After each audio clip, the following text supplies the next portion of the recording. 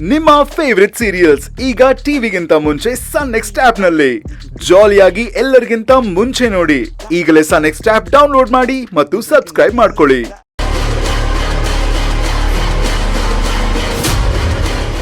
ಇವನ್ ಯಾಕೆ ಕೇಸ್ನ ವಾಪಸ್ ತಗೋತಿದ್ದಾನೆ? ಯಾಕೆ? ಅವ್ರಿಗೆ ಕೇಸ್ನ ಮುಂದುವರ್ಸೋದಕ್ಕೆ ಇಷ್ಟ ಇಲ್ವಂತೆ ಯುವರ್ ಆನರ್.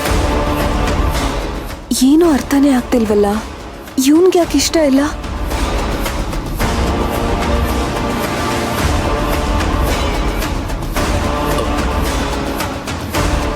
ಯುವರ್ ಆನರ್,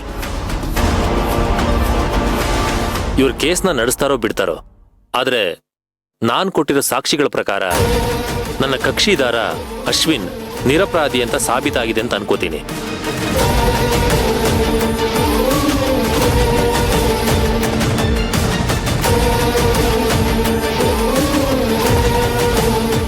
ಹಾಗಾಗಿ ನನ್ನ ಕಕ್ಷಿದಾರ ಅಶ್ವಿನ್ ಅವರನ್ನ ಈ ಕೇಸಿಂದ ಆರೋಪಿ ಮುಕ್ತನನ್ನಾಗಿ ಮಾಡಬೇಕು ಅಂತ ಕೇಳ್ಕೊತಾ ಇದ್ದೀನಿ.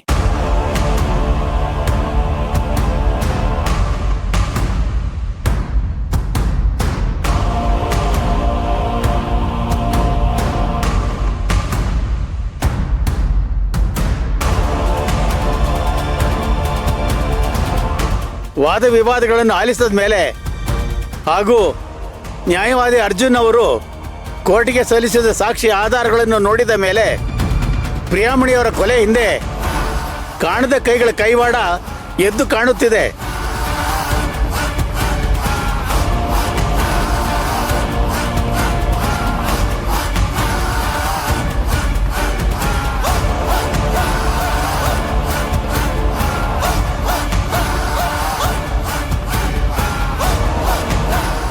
ಹಾಗಾಗಿ ಪ್ರಿಯಾಮಣಿಯನ್ನು ಕೊಲೆ ಮಾಡಲು ಗೂಂಡಾಗಳಿಗೆ ಸುಪಾರಿ ಕೊಟ್ಟಿದ್ದು ಯಾರು ಎಂದು ತನಿಖೆ ಮಾಡಲು ಪೊಲೀಸರಿಗೆ ಆದೇಶ ನೀಡುತ್ತಿದ್ದೇನೆ.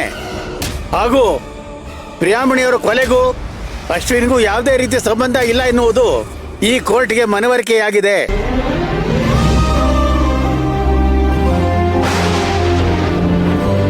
ಹಾಗಾಗಿ ಅಶ್ವಿನ್ ಅನ್ನು ನಿರಪರಾಧಿ ಎಂದು ಈ ಕೋರ್ಟು ಘೋಷಿಸುತ್ತಿದೆ.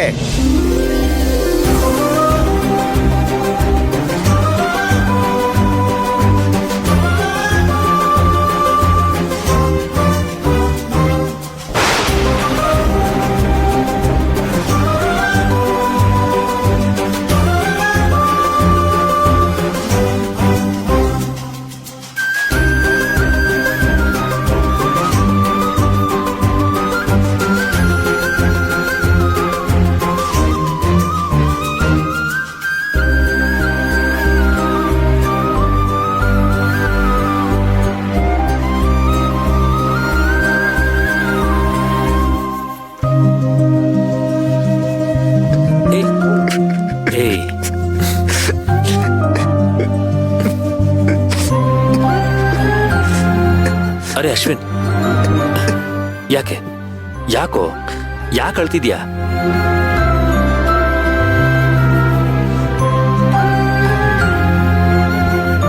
ಖುಷಿ ಪಡೋ ಟೈಮ್ ಇದು, ಅಳ್ಬೇಡ. ಥ್ಯಾಂಕ್ ಯು ಸೋ ಮಚ್ ಅಣ್ಣ. ನನಗೆ ಪುನರ್ಜನ್ಮ ಕೊಟ್ಬಿಟ್ಟೆ ನೀನು.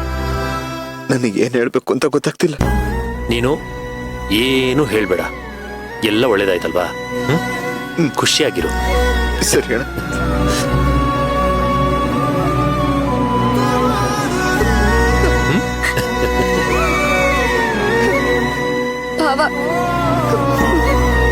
ಏಯ್ ಪೂಜಾ, ಏನಿದೆಲ್ಲ? ದೇವ್ರು ಹೇಗಿದ್ದಾನೆ ಅಂತ ನಾ ಇದುವರೆಗೂ ನೋಡಿಲ್ಲ ಭಾವ. ಆದ್ರೆ ನಮ್ ಪಾಲ್ಗೆ ನೀವೇ ದೇವ್ರು ಭಾವ.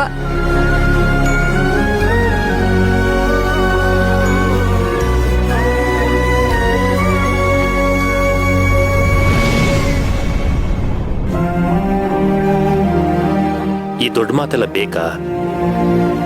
ನೀವಿ ಕೇಸ್ ಗೆಲ್ತೀನಿ, ಅಶ್ವಿನ ಬಿಡುಗಡೆ ಮಾಡಿಸ್ತೀನಿ ಅಂದಾಗ ನನಗೆ ನಿಮ್ಮೇಲೆ ನಂಬಿಕೆನೇ ಬರ್ತಿರ್ಲಿಲ್ಲ.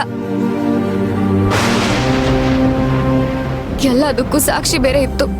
ಆದ್ರೆ ನೀವು ಅಸಾಧ್ಯವಾದದನ್ನ ಸಾಧ್ಯ ಮಾಡ್ಬಿಟ್ರಿ ಬಾವ. Thank you so much.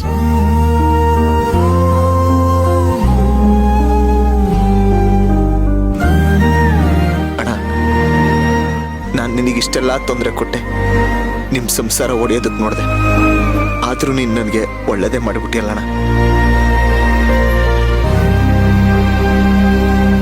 ಇವಾಗ ಹಳೇದೆಲ್ಲ ಬೇಡ, ನೀವಿಬ್ರು ಖುಷಿಯಾಗಿರಿ. ಹ್ಮ್